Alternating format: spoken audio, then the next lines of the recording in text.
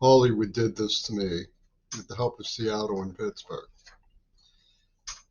I've spoken to people who were affected by AIDS, who have told me, heard my story, heard me out, and told me they most certainly do not blame me for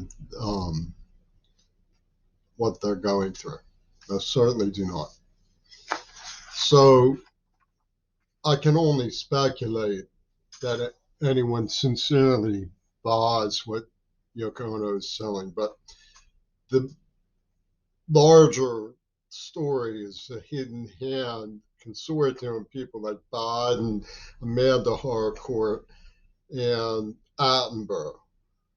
The people ring around King Charles, who have said to each other, here's what we're doing, here's what we're going to do.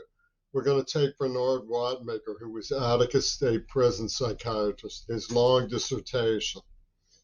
And then we're going to take Jeff Incorporation Media Magic, and we're going to squeeze it for soundtrack. And then we're going to get what they call feminazis from the margins with AK-47s to come and say, we hate that. That's causing us so much pain.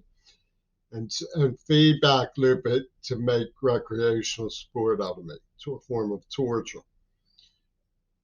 And this was all set up. They come up with words like intertextual entertainment.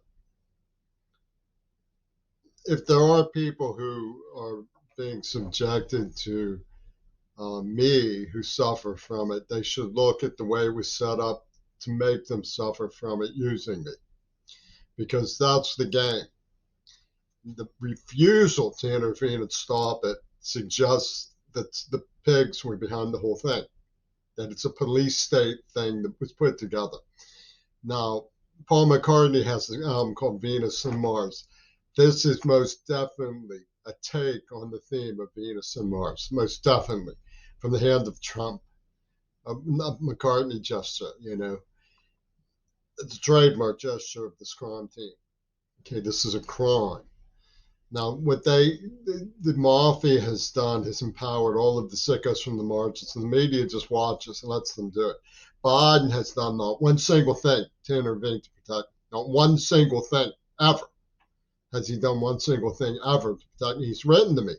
He didn't write to me about that. He didn't do anything to protect me from the people who come to me and leave little snotty marks in advance portending COVID. He doesn't do anything about that. He didn't even research it. I've posted, it's pornographic to me, the idea that America has detectives, because this was all wired up in cold blood in plain view by this Attica State Prison psychiatrist hit team from the University of Pittsburgh working with Jeff.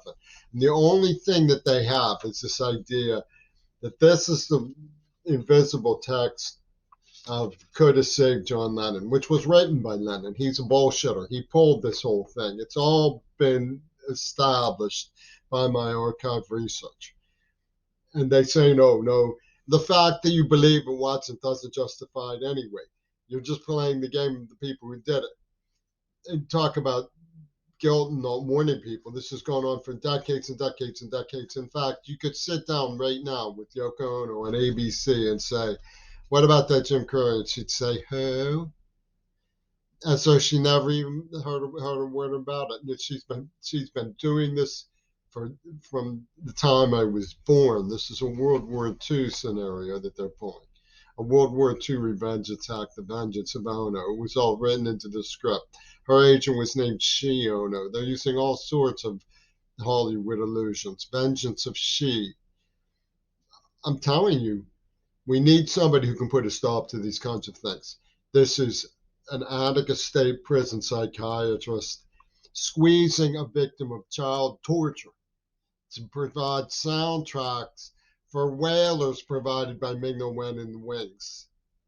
It's CMU drama.